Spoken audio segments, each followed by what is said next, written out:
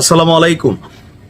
গতকালকে থেকে সারা বাংলাদেশে প্রধান আলোচিত যে বিষয়টা সেটা হচ্ছে ডক্টর মোহাম্মদ ইউনূসের নোবেল প্রাপ্তিতে বিএনপির বিএনপির যিনি সভানেত্রী আছেন বেগম খালেদা জিয়া, উনি কতটা ভূমিকা রেখেছিলেন এই বিষয়টা এত বছর পর হঠাৎ করে আলোচনায় উঠে এসেছে যে ডক্টর মোহাম্মদ ইউনূস তিনি যে নোবেল প্রাপ্তিটা পেয়েছেন বা পুরস্কারটা পেয়েছেন এটার ক্ষেত্রে তৎকালীন ক্ষমতাধীন বিএনপির যিনি সভানেত্রী অথবা প্রধানমন্ত্রী ছিলেন বেগম খালেদা জিয়া, তিনি এবং আজকের এই যে রাজা চার্লস তৃতীয়, তারা দুইজন বড় ধরনের ভূমিকা রেখেছিলেন।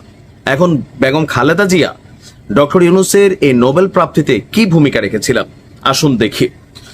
লন্ডনে বাংলাদেশ হাইকমিশনের সাবেক দ্বিতীয় সচিব এবং বাংলাদেশ সুপ্রিম কোর্ট আইনজীবী সমিতির নির্বাচিত সদস্য অ্যাডভোকেট মোহাম্মদ রুহুল কুদ্দুস কাজল গতকালকে তিনি একটা স্টেটাস দিয়েছেন, যেখানে তিনি লিখেছেন যে ডক্টর মোহাম্মদ ইউনূসের নোবেল প্রাপ্তিতে বেগম খালেদা জিয়া এবং প্রিন্স চার্লসের ভূমিকা একজন প্রত্যক্ষদর্শী হিসাবে তিনি বর্ণনা দিয়েছেন।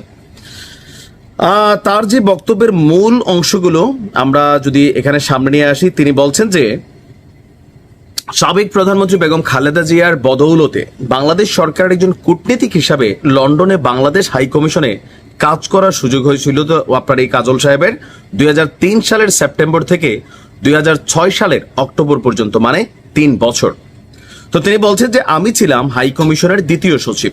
2005 সালে রানী এলিজাবেথ কমনওয়েলথভুক্ত দেশের কূটনীতিকের জন্য বাকিংহাম প্যালেসে একটি গার্ডেন সিটির আয়োজন করেন, গার্ডেন পার্টির। বাংলাদেশের পক্ষ থেকে তৎকালীন হাইকমিশনার জনাব মোফাজ্জল করিম, deputy high commissioner doctor Saiful Islam Khan এবং আমি দ্বিতীয় সচিব মোহাম্মদ কুদ্দুস স্ত্রীকে নিয়ে উপস্থিত ছিলাম। রাজকীয় রীতি অনুযায়ী প্রথমে রানী এলিজাবেথ, তারপর তার স্বামী ফিলিপস, প্রিন্স চার্লস সারিবদ্ধভাবে বিভিন্ন দেশের রাষ্ট্রদূতদের সাথে কুশলাদি বিনিময় করেন। তো বাংলাদেশে তখন বন্যা চলছিল। প্রিন্স চার্লস বন্যা পরিস্থিতি নিয়ে খোঁজখবর নিলেন, বাংলাদেশের প্রতি তার সমবেদনার কথাও উল্লেখ করলেন। বন্যার প্রসঙ্গ শেষ করার পর হঠাৎ করে তিনি বলে উঠলেন, what are you doing about mister Yunus? তখন একথা শুনে আমরা তিনজনই অপ্রস্তুত হয়ে গেলাম, আসলে বুঝতেই পারিনি তিনি কোন ডক্টর ইউনূসের কথা বলছেন। আর প্রিন্স চার্লস বাংলাদেশের কোনো একজন একক ব্যক্তি সম্পর্কে কিছু বলবেন এটা আমাদের ধারণা ছিল না, কিন্তু তাকে জিজ্ঞাসা করা যায় না যে আপনি কার কথা বলছেন। আমাদের এমন অবস্থার মধ্যে তিনি বলে উঠলেন, I and Hillary are trying for Yunus Nobel prize, your government should come forward.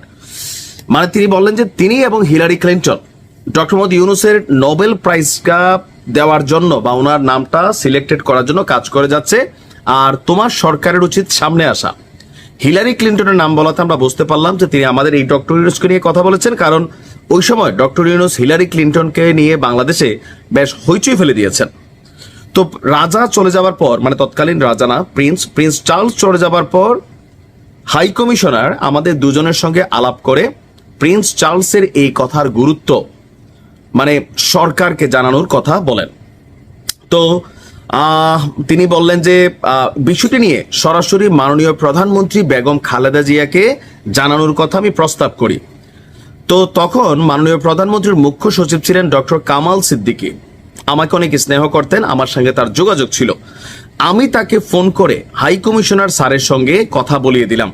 Doctor Kamal Siddiqui বললেন মাননীয় প্রধানমন্ত্রীর সাথে কথা বলে, বেগম খালেদা জিয়ার সাথে কথা বলে এ বিষয়ে তিনি হাই কমিশনকে জানাবেন। তো সম্ভবত ওই দিন কিংবা পরের দিনই জানালেন যে বেগম খালেদা জিয়াকে তিনি অবহিত করেছেন, এবং বেগম খালেদা জিয়ার প্রথম রিয়াকশনটা ছিল বাংলাদেশের একজন মানুষ নোবেল পাবে, এটা তো আমাদের জাতির জন্য গর্বের বিষয়। আমাদের সরকার ডক্টর ইউনূসের নোবেল প্রাপ্তির জন্য রাষ্ট্রীয়ভাবে সব ধরনের সহযোগিতা করবে। ডক্টর কামাল সিদ্দিকী প্রিন্স চার্লসের সাথে কি কথা হয়েছে তার একটা হুবহু বর্ণনা প্রধানমন্ত্রীর মুখ্য সচিব বরাবর তারা যে কথোপকথনগুলো ছিল সেগুলো লিখিত আকারে বেগম খালেদা জিয়ার যে মুখ্য সচিব ছিল সেখানে তারা এটা আবার চিঠি লেখা পাঠালেন। তারপর হচ্ছে যে আমরা যদি দেখি, তিনি বললেন যে আর আচ্ছা, এই বিষয়টা নিয়ে তিনি বলছেন যে বেগম খালেদা জিয়ার দপ্তরের এবং স্বয়ং প্রধানমন্ত্রী বেগম খালেদা জিয়ার তিনি এটাতে যথেষ্ট গুরুত্ব দিয়েছেন। আর এরপরে আর আমি এই বিষয়ে খবর রাখিনি। এরপরে আমরা পরবর্তীতে শুনতে পাই 2006 সালে ডক্টর মোহাম্মদ ইউনূস তিনি নোবেল পেলেন। তার নোবেল প্রাপ্তির বিষয়ে খালেদা জিয়া এত বেশি সিরিয়াস ছিলেন যে সুইডেনে নিযুক্ত পরবর্তী রাষ্ট্রদূত জনাব আজিজুল হক যখন সুইডেনের রাজার কাছে তার পরিচয়পত্র পেশ করেন, তিনি তখন ডক্টর ইউনূসের নোবেল প্রাপ্তির জন্য বাংলাদেশ সরকারের পূর্ণাঙ্গ সমর্থন প্রকাশ করেন এবং সুইডেনের রাজার সহযোগিতা কামনা করেন। নিশ্চিতভাবে বেগম খালেদা জিয়া দেশের টানে এই কাজটা করছেন, প্রিন্স চার্লস হয়তো বন্ধুত্বের টানে এই একটা লম্বা চূড়ে স্ট্যাটাস দিয়েছেন। মানে ডক্টর মোহাম্মদ ইউনূস তিনি বিএনপিকে নিয়ে যতটা একটু নেগেটিভ ভূমিকায় আছেন, কেউ কেউ বলছেন সেই জায়গাতে হয়তো ওনাকে খেয়াল করিয়ে দেওয়া হলো যে আজকের এই নোবেল প্রাপ্তির পিছনে বিএনপিরও বা তৎকালীন সরকারেরও অবদান ছিল। তিনি সেটা মাথায় রাখছেন কিনা হয়তো এটা স্মরণ করিয়ে দেওয়ার ইস্যু ছিল। যাই হোক, ভালো থাকুন। আসসালামু আলাইকুম।